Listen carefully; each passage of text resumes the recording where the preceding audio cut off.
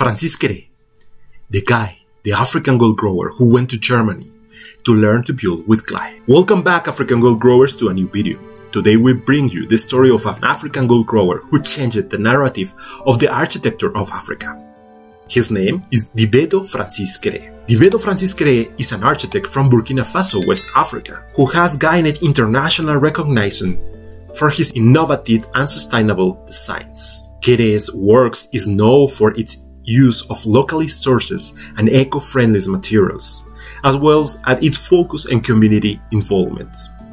One of Kéré's most celebrated projects is the Gando School in Burkina Faso, which was designed using clay and other local materials. The school was built with the help of local community and serves as a model for sustainable and community-centric design. Another significant project by Kéré is the Serpentine Pavilion, which was installed in London Hyde Park in 2017.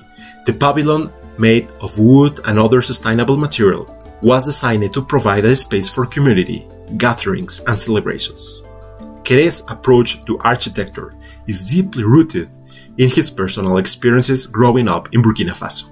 As a child, Kéré was fascinated by his village, traditional building techniques, and the way local materials were used to construct homes and public buildings. He went on the study of architecture in Germany and later returned to Burkina Faso to start his own practices, with a focus on promoting sustainable buildings techniques and community empowerment.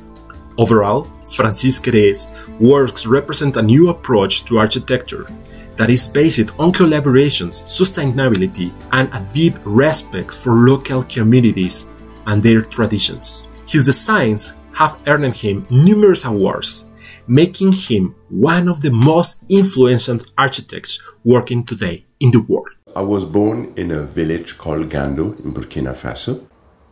In my culture, everyone has to put his path to push the community forward. So I started to build a school. My very first building, I did a modern building that is not westernized and not traditional African building, to create a building that responds the best to the climate and to the need of the people, using the most available material. In this time it was clay. We tried to improve the quality of clay, adding some cement to make it attractive, to make it innovative, creating with those together a well-ventilated structure, which is working without any artificial or mechanic climate control. The first lesson that Francis Kéré is giving us is African problems need African solutions. Francis Kéré understood very well all the challenges and needs of his people and the environment of the place, climate, materials, infrastructure limitations, and even social factors. He designed a project that would adapt to each of these factors. Adapt, not adopt. Here the lesson is to have a lot of persistence and think like an African. Understand that we are creative cultures, we are creative beings. Think outside of the box and be clear about why you want to solve certain need. When I came home to Gando to bring the good news, my people was over the moon. But when they realized that I was planning to use clay, they were shocked. A clay building is not able to stand a rainy season. And Francis wants us to use it and build a school. Is this the reason why he spent so much time in Europe studying instead of working on the field with us? My people build all the time with clay, but they don't see any innovation with mud. So I had to convince everybody. I started to speak with the community, and I could convince everybody, and we could start to work. And the women, the men, everybody from the village was part of this building process. This is the school, built with the community. The walls are totally made out of compressed clay blocks from Gando. And this is the project today. 12 years old, still in best condition. And the kids, they love it. And for me and my community, this project was a huge success.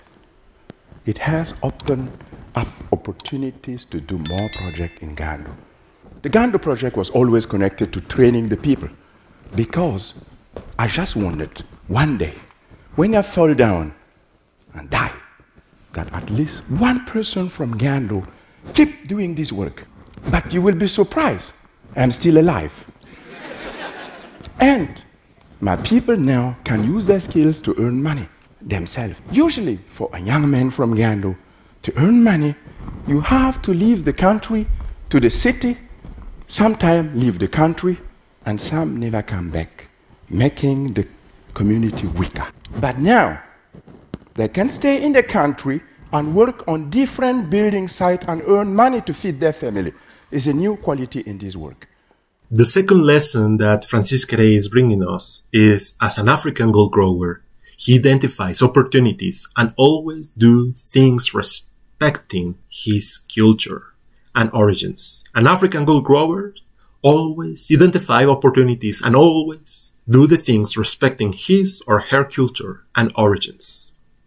Francis Kéré didn't see a problem knowing that nobody knew how to build in his community with the techniques he was bringing. He saw an opportunity to build a school while at the same time teaching people new construction techniques and giving them the opportunity to replicate that work and obtain a source of income and a better job. Build a school teaching. An African gold growers, and here's the biggest lesson Francis Kéré is bringing us, an African gold growers don't see problems, only see opportunities. Indeed, the thing is, we cannot say that our world is safe today. And I think even with everything that we know about it, it is important to keep creating. Everyone should contribute to create a better world. And me as architecture, coming from Burkina Faso, from a very remote village, with all of the problems that we know, scarcity, instability, I wanted to contribute because it's my community, it is my country.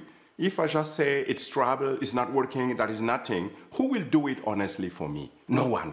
Let's be clear.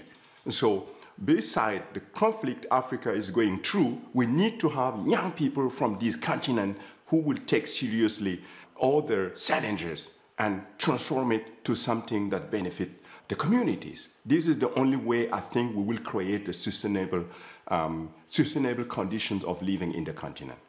I am totally convinced about it. And me as architect, it was for me clear I have to use the available material, but also in the very smart way to create spaces that are inspiring for my community, for the country, and that is what I could do. This is how we should just consider working in the continent, but not to be afraid about all of this struggle. This is, if you deal with it, that's how you will grow and you make the difference. And that's what I have done without knowing that I was doing something that will have a bigger impact. The third major lesson that we can learn from Francis Kéré is an African gold grower has a very strong feeling with his community.